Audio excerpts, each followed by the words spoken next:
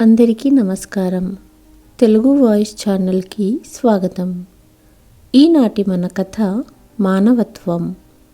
పద్మనాభం గారు గదిలో అలసిపోయి రాయిలా కూర్చున్నాడు. ఇంటి వాతావరణమంతా ఎలా ఉందంటే అమావాస్య రాత్రి నిర్మానుష్యమైన ఆకాశంలా. మధ్యాహ్నం భార్యకు కర్మలు చేసి ఇంటికి తిరిగి వచ్చారు పద్మనాభం గారు. సాయంత్రం వరకు కొందరు దూరపు బంధువులు తిరిగి వెళ్ళడం మొదలుపెట్టారు.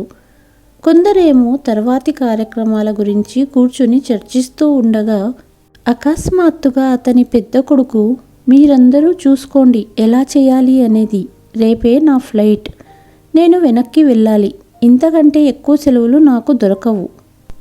అయినా ఇక్కడ జరగవలసింది అంతా జరిగిపోయింది కదా, నేను ఇక్కడ కూర్చుని ఉంటే మా అమ్మ బ్రతికి రాదు కదా అన్న పద్మనాభం గారి పెద్ద కొడుకు మాటలు అందరినీ ఆశ్చర్యపరిచాయి.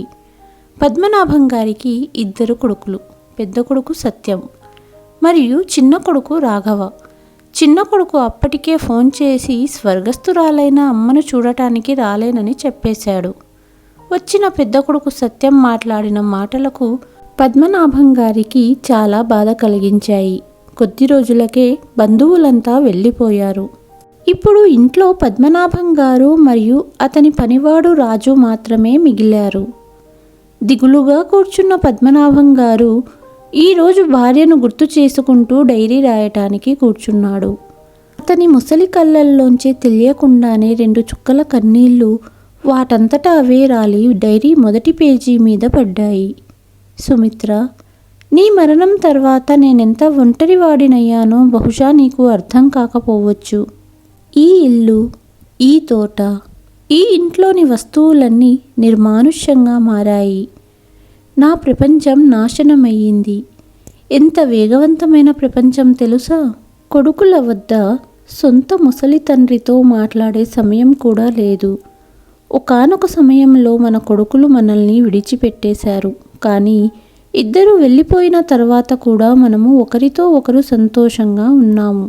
కానీ నీ నిష్క్రమణ తర్వాత ఒంటరితనం నన్ను కాటువేయడం ప్రారంభించింది. పద్మనాభం గారి కళ్ళు కన్నీటితో నిండిపోయాయి. జీవితంతో అలసిపోయిన దేహంతో వణుకుతున్న చేతులతో కళ్ళను శుభ్రం చేసుకోవటం మొదలుపెట్టారు పద్మనాభం గారు. ఆ తర్వాత తన జీవితపు గత ప్రయాణం గురించి ఆలోచించడం మొదలుపెట్టాడు. అప్పట్లో తన పెద్ద కొడుకు సత్యం విమానంలో అమెరికా వెళ్ళడానికి కూర్చున్నప్పుడు తండ్రిగా ఎంత సంతోషపడ్డాడో. సత్యం ఇంజనీరింగ్ చేశాడు. పై చదువులు చదవటానికి అమెరికా వెళ్ళి పెద్ద కంపెనీలో ఉద్యోగం వచ్చిన తర్వాత ఎప్పటికీ అక్కడే ఉండేందుకు తన ప్లేస్ కన్ఫర్మ్ చేసుకున్నాడు. 2 ఏళ్ల తర్వాత సత్యం ఇండియా వచ్చాడు. పెళ్లి చేసుకున్నాడు. తనతో పాటు భార్యను కూడా తీసుకెళ్ళాడు. సత్యం అమెరికాలో సెటిల్ అవ్వడంతో తమ్ముడు రాఘవ కూడా అక్కడికే వెళ్ళాలన్న ఆసక్తి పెంచుకున్నాడు. ఇండియన్ అమ్మాయిని పెళ్లి చేసుకుని అమెరికా వెళ్ళి అక్కడ బిజీ అయిపోయాడు. వృద్ధాప్యంలో జీవిత పడవలో ప్రయాణం చేస్తూ ఆసరా కోసం ఆరాటపడుతున్న దంపతులు ఇప్పుడు కొడుకులను విదేశాలకు పంపి పెద్ద తప్పు చేశారేమో అని ఆలోచించడం మొదలుపెట్టారు. ఒకరోజు సుమిత్ర గారు రాత్రి నిద్రపోయి మళ్ళీ నిద్ర లేవనే లేదు. నిద్రపోతున్న సమయంలో గుండెపోటు వచ్చి భర్తను ఒంటరిగా వదిలేసి తిరిగి రాని లోకాలకు వెళ్ళిపోయింది. భార్య మరణానంతరం పద్మనాభం ఒంటరిగా ఉండటమే కాకుండా పూర్తిగా నిస్సహాయంగా ఉన్నాడు. అయితే కొడుకులిద్దరికీ తల్లి చనిపోయిందని సమాచారం అందించారు. కానీ కొడుకులిద్దరూ ఇలా బదులిచ్చారు, నాన్న, మేము ఇప్పుడు రావడం సాధ్యం కాదు, దయచేసి తల్లికి అంత్యక్రియలు చేసేయండి. పెద్ద కొడుకు 3వ రోజు వచ్చాడు. కానీ చిన్న కొడుకు రాలేదు. తన ఒంటరితనంతో విసిగిపోయి ఒకరోజు పద్మనాభం గారు తన 2 కొడుకులకు భారతదేశానికి రమ్మని ఫోన్ చేసి అభ్యర్థించాడు. బాబూ, నేను ఎంత ఒంటరివాడిని అయ్యానో మీకు తెలుసు. మీ అమ్మ లేకుండా నేను ప్రతిక్షణం కష్టంగా గడుపుతున్నాను. మీరు భారతదేశానికి తిరిగి రండి. మీ ఈ వృద్ధాప్య తండ్రికి మీ సాంగత్యం చాలా అవసరం ఉంది అని పద్మనాభం గారు గద్గద స్వరంతో అన్నారు. కానీ కొడుకుల స్పష్టమైన సమాధానం ఏమిటంటే, నాన్న, ఇప్పుడు మేము భారతదేశానికి వచ్చి అక్కడ నివసించడం సాధ్యం కాదు. ఇలాంటి ఆధునిక జీవన శైలి అక్కడ మాకు ఉండదు. పద్మనాభం గారు తన కొడుకుల ఉద్దేశాలను అర్థం చేసుకున్నారు. పాశ్చాత్య సాంప్రదాయాలకు బానిసలయ్యారని తనకు అర్థమయ్యింది. తన కుమారుల వాదనలు విన్న తరువాత ఇంకెప్పుడూ వారిని పద్మనాభం గారు భారతదేశం రమ్మని అభ్యర్థించలేదు, పట్టుబడనూ లేదు. వీళ్ళతో ఈ విషయం గురించి మాట్లాడడం కంటే ఇప్పుడు మౌనంగా ఉండటమే సముచితమని భావించారు. కొడుకులు ఎప్పుడన్నా ఫోన్ చేసేవారు. వారి యోగక్షేమాలు తెలుసుకొని ఫోన్ పెట్టేసేవారు. ఇప్పుడు క్రమంగా అప్పుడప్పుడు టెలిఫోన్ రింగ్స్ కూడా ఆగిపోయాయి. ఎప్పుడైనా పద్మనాభం గారు ఫోన్ చేసినా ఒకే ఒక్క సమాధానం వచ్చేది, నేను బిజీగా ఉన్నాను అని. రోజులు గడిచే కొద్దీ పరిస్థితులను చూసి తన మనసుకు నచ్చచెప్పుకుంటూ కాలం గడిపేవారు పద్మనాభం గారు. ఒకరోజు అతని చిన్ననాటి స్నేహితుడు అయిన పొరుగున ఉన్న శర్మగారు వచ్చి అతని దగ్గర కూర్చుని యోగక్షేమాలు అడిగి తెలుసుకున్నారు. అప్పుడే అకస్మాత్తుగా అతని చిన్న కొడుకు రాఘవ ఇంటికి వచ్చాడు. ఇన్నేళ్ల తర్వాత తన కొడుకును చూసిన పద్మనాభం గారికి రెప్పపాటులో కోపమంతా ఆవిరైపోయింది. కొడుకు మీద ఉన్న కోపమంతా మర్చిపోయి, ఎన్నాళ్ళయింది నిన్ను చూసి, వచ్చేసావా అంటూ కొడుకుని కౌగిలించుకున్నాడు. అప్పుడు కొడుకు నాన్నతో ఇలా అన్నాడు, నాన్న, నేను మిమ్మలను నాతో తీసుకెళ్ళడానికి వచ్చాను. ఇప్పుడు మీరు మీ వృద్ధాప్యాన్ని మా పిల్లలతో గడపండి అన్నాడు. మీరు దుకాణం మరియు ఇల్లు అమ్మేసేయండి, అయినా ఇక్కడ ఎవరు చూసుకుంటారు అన్నాడు. ప్రాపర్టీ డీలర్ అయిన శర్మగారు ఇదంతా వింటున్నారు. అతను పద్మనాభంతో ఇలా అన్నాడు, ఇంత తొందరగా దుకాణం మరియు ఇల్లు అమ్మడం ద్వారా మంచి ధర పొందలేవు. కొనుగోలుదారుడు దొరికినప్పుడు నేను ఫోన్ చేస్తానులే అని సలహా ఇచ్చాడు. ఏదేమైనప్పటికీ తన భార్య యొక్క జ్ఞాపకాలు ఉన్న మరియు తన పూర్వీకుల ఇంటిని విడిచిపెట్టడం ఇష్టం లేని పద్మనాభం గారు ఇంటిని తన పనివాడు రాజుకి అప్పగించి పద్మనాభం గారు ఒకరోజు కొడుకుతో పాటు ఉండిపోవటానికి విదేశానికి వచ్చేశాడు. అయితే వెంటనే తన కొడుకు తీపి మాటల వెనక దాగి ఉన్న కొడుకు ఆలోచనలు బట్టబయలయ్యాయి. పద్మనాభం గారు ఇప్పుడు అమెరికాలో ఉంటూ ఏడాది దాటింది. ఈ ఏడాదిలో తండ్రితో చేయించని పని లేదు. భారతదేశంలో ఉన్నప్పుడు తనంతకు తాను ఎప్పుడూ భోజనం కూడా పెట్టుకొని తినలేదు. ఇప్పుడు అదే వ్యక్తి కొడుకు ఆజ్ఞతో ఇంట్లో పనులన్నీ చేసేవాడు. వండటంతో పాటు కొడుకు కోడలు మరియు వారి పిల్లల బట్టలు కూడా ఉతికేవాడు. అమెరికా వెళ్ళిన తర్వాత ఇంట్లో పని మనిషిలా అన్ని పనులు చేయవలసి వచ్చేది. ఇదే కాకుండా రాఘవ 2 పిల్లలను చూసుకోవటం, వారి గదులు సర్దటం, స్కూల్ బస్సు వరకు దింపడం ఇప్పుడు పద్మనాభం గారికి మామూలు విషయం అయిపోయింది. కానీ పని భారం వల్ల, వయసు పెరగడం వల్ల శరీరంపై మరింత భారం ఏర్పడింది. దీని కారణంగా సాధారణ పెయిన్ కిల్లర్లు మరియు జ్వరం మందులు కూడా ఎటువంటి ప్రభావాన్ని చూపడం లేదు. పద్మనాభం గారు అనారోగ్యానికి గురయ్యారు. దాంతో రాఘవ తండ్రిని బలవంతంగా డాక్టర్ దగ్గరకు తీసుకెళ్లాడు. కొన్ని రోజులు హాస్పిటల్లో ఉంచమని డాక్టర్ అడిగాడు. కానీ ఇప్పుడు రాఘవ మరియు అతని భార్య అతని తండ్రి అనారోగ్యం కోసం అదనపు సమయం మరియు డబ్బు ఖర్చు చేయడానికి సిద్ధంగా లేరు. పద్మనాభం గారికి ఏదైనా మెడికల్ ఇన్సూరెన్స్ కూడా లేని కారణంగా ఆర్థిక సహాయం కోసం అమెరికాలోని సోషల్ సెక్యూరిటీ ఆఫీస్కు దరఖాస్తు చేసినప్పుడు వారు కూడా సోషల్ సెక్యూరిటీ నెంబర్తో 3 ఏళ్ల పాటు పనిచేసిన వలసదారులకు మాత్రమే ఈ సౌకర్యం అందుబాటులో ఉంటుందని దరఖాస్తు నిరాకరించారు. ఇది తెలిసిన రాఘవ మరియు అతని భార్య చాలా నిరుత్సాహంగా కూర్చుని ఆలోచిస్తున్నారు. ఎందుకంటే తండ్రిని పిలిపించి తమ దగ్గర ఉంచుకుంటే 2 రకాలుగా తండ్రిని ఉపయోగించుకోవచ్చు అనుకున్నారు. తమ పిల్లల కోసం బేబీ సిట్టర్ని చూసుకునే ఖర్చు తగ్గించుకోవచ్చు మరియు తండ్రికి సోషల్ సెక్యూరిటీ కింద $500 తీసుకోవచ్చు అనుకున్నారు. ఇప్పుడు ఇద్దరి ప్లాన్లు బెడిసి కొట్టాయి. ఇప్పుడు తన కొడుకు ఇంట్లో ఉండటం వారికి భారంగా మారిందని పద్మనాభం గారికి అర్థమయ్యింది.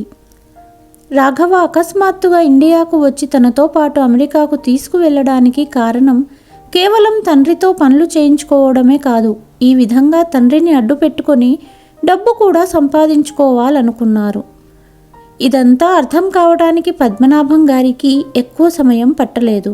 తండ్రి మీద ప్రేమ ఒక నాటకం మాత్రమే. ఇక ఏ పనులు చెయ్యలేని వృద్ధ నిస్సహాయ తండ్రి తన కొడుకుకు భారంగా మారాడు.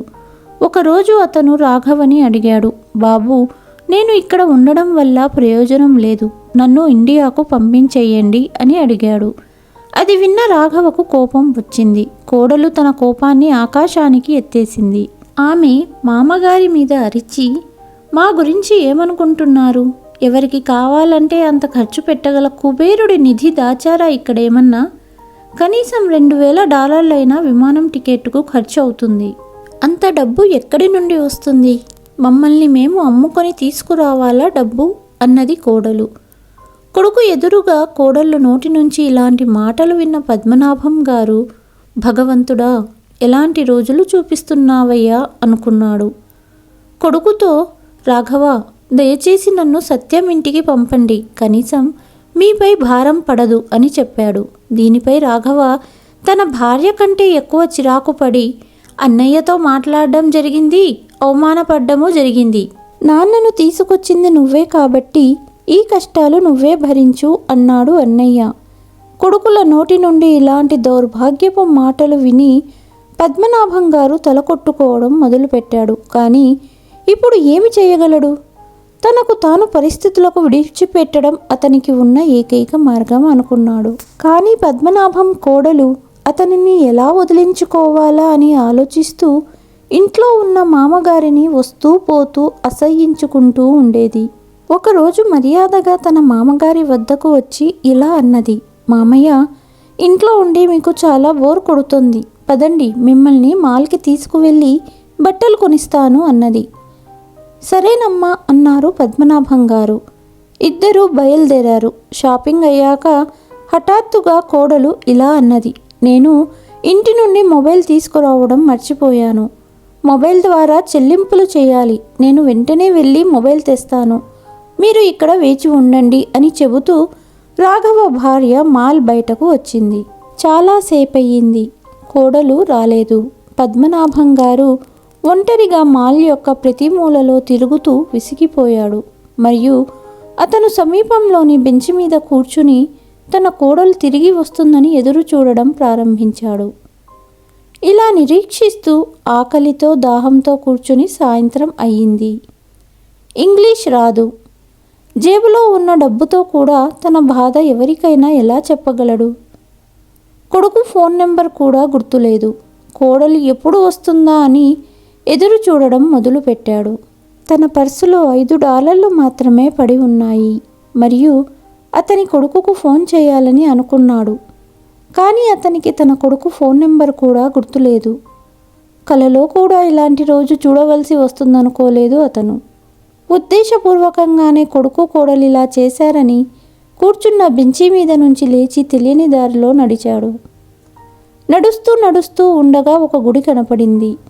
తెలియని దేశంలో తెలియని వ్యక్తుల మధ్య ఒంటరిగా ఉన్న ఫీలింగ్. కానీ గుడిని చూడగానే పద్మనాభం గారికి తనదైన అనుభూతిని కలిగింది.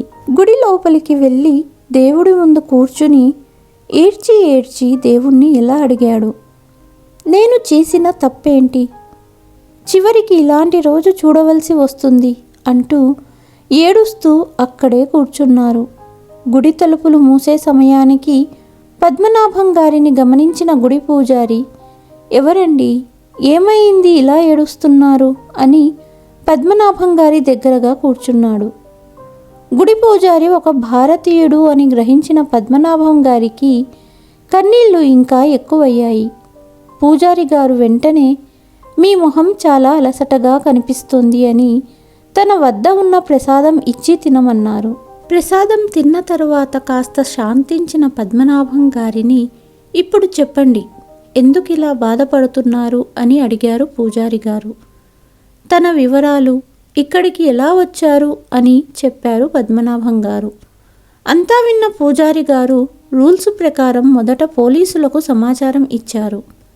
పోలీసు విచారణ తర్వాత పూజారి గారు గుడి ఆవరణలో ఉన్న తన రూమ్లోనే పద్మనాభం గారికి చోటు ఇచ్చారు. కాస్త శాంతిగా కూర్చున్న పద్మనాభం గారిని పూజారి గారు, అంకుల్ గారు బాధపడకండి, ఇలాంటివి నేను రోజు చూస్తూనే ఉంటాను. ఇవన్నీ ఇక్కడ మామూలే. తల్లి తండ్రిని వారికి అవసరమైనంత కాలం వారితో ఉంచుకొని వృద్ధాప్యంలో తల్లి తండ్రి ఖర్చులకు డబ్బు ఎక్కువ అవుతుంది కాబట్టి ఇలా వదిలేయడమో లేకపోతే తిరిగి భారతదేశం పంపివేయడమో జరుగుతుంది అన్నారు. మరుసటి రోజు పోలీసులు సీసీటీవీ కెమెరా నుండి మాల్ యొక్క ఫోటేజీని చూసి కోడలును గుర్తించారు మరియు అతని కొడుకు మరియు కోడలు యొక్క చిరునామాను కనుగొన్నారు. కానీ ఇప్పుడు పద్మనాభం గారు కొడుకు వద్దకు తిరిగి వెళ్ళడానికి నిరాకరించాడు మరియు పూజారి గారితో పోలీసులకు చెప్పించాడు తన కొడుకు కోడలుపై ఎటువంటి కేసులు నమోదు చేయవద్దని, కేవలం తను భారతదేశానికి తిరిగి వెళ్ళాలని ఇంట్లో నుంచి వచ్చేశానని చెప్పమన్నాడు. కారణం కొడుకు కోడలిపై కేసు నమోదు చేస్తారన్న భయంతో. కానీ పద్మనాభం గారి వద్ద టికెట్ కొనడానికి డబ్బులు లేవు. అతను పూజారి దగ్గర మొబైల్ ఫోన్ తీసుకుని తన స్నేహితుడు శర్మ గారికి ఫోన్ చేశాడు. కానీ అతని ఫోన్ స్విచ్ ఆఫ్ అని వచ్చింది. చాలాసార్లు ట్రై చేశాడు కానీ శర్మ గారి ఫోన్ లిఫ్ట్ చేయలేదు. వెంటనే తన పనివాడైన రాజుకు ఫోన్ చేశాడు. రాజు ఫోన్ లిఫ్ట్ చేసిన వెంటనే పద్మనాభం గారి గొంతు విని తన క్షేమం గురించి ఆరా తీయడం మొదలుపెట్టాడు. బాబుగారు ఎలా ఉన్నారు? మీ ఆరోగ్యం బాగానే ఉంది కదా? ఒక సేవకుని నోటి నుండి ప్రేమతో కూడిన మాటలు విని పద్మనాభం గారి కళ్ళు చెమర్చాయి. తన పరిస్థితి గురించి చెప్పి స్నేహితుడు శర్మ వద్దకు వెళ్ళి టికెట్కు డబ్బులు ఏర్పాటు చేయమని చెప్పాడు. పద్మనాభం గారి పరిస్థితి తెలిసి రాజు చాలా బాధపడ్డాడు. ఒకప్పుడు రాజు తల్లికి వైద్యానికి డబ్బు లేనప్పుడు పద్మనాభం గారు వైద్యానికి కావలసిన డబ్బంతా సహాయం చేశారు. కాబట్టి ఆ రుణం తీర్చుకునే సమయం ఇదే అని రాజు ఎలాగోలా డబ్బులను పద్మనాభం గారు చెప్పిన అకౌంట్కు పంపించాడు. డబ్బులు అందిన వారం రోజులకు పద్మనాభం గారు తన ఇంటికి చేరుకున్నారు.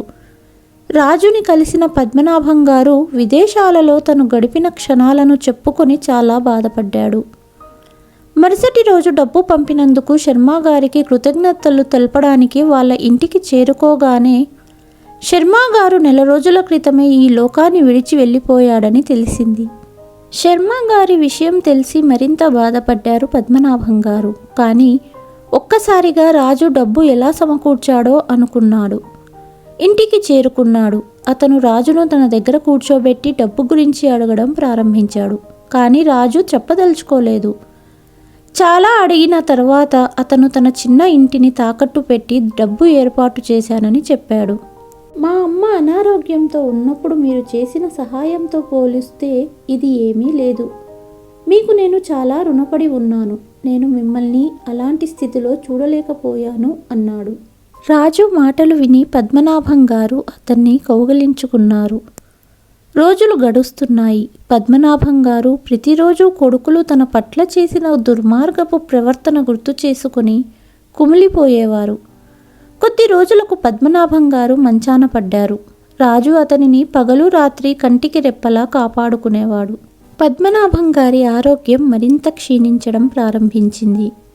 వకీలుని పిలిచి తన దుకాణం, ఇల్లు, సొంతంగా దాచుకున్న డబ్బు అంతటినీ వీలునామా రాసేశాడు. రాజుతో తన వీలునామా కాగితాలు వకీలు గంగాధరం వద్ద ఉన్నట్టు తెలిపాడు. నా చివరి కోరికగా నేను మరణించిన తర్వాత వీలునామా చదివిన తర్వాతే నా అంత్యక్రియలు చెయ్యమని రాజుని కోరాడు. చివరిగా ఆ రోజు రానే వచ్చింది. పద్మనాభం గారి పార్థివ శరీరం ఇంటి ఆవరణలో పెట్టారు. బంధువులు కొడుకులకు కబురు పెట్టారు. మరుసటి రోజు ఇద్దరు కొడుకులు చేరుకున్నారు. వకీలు గారికి కబురు పెట్టాడు రాజు. గంగాధరం గారు వీలునామా చదవడం మొదలుపెట్టారు. పద్మనాభం అనబడే నేను ఈ ఇల్లు మరియు దుకాణం రాజు పేరు మీద రాస్తున్నాను. నా కష్టార్జితం డబ్బులు మొత్తంగా 5 లక్షలు ఉన్నాయి. అవి కూడా నేను రాజు పేరు మీదే రాస్తున్నాను. వకీలు చదివినది వింటున్న ఇద్దరు కొడుకులు నోరు తెరిచేశారు. కానీ ఏమీ మాట్లాడకుండా ఉండడమే ఉచితమని మౌనంగా ఉండిపోయారు. నా భార్య కోరిక మేరకు తన బంగారు సామానంతా ఇద్దరి కొడుకులు మరియు కోడళ్లకు సమానంగా పంచుతున్నాను.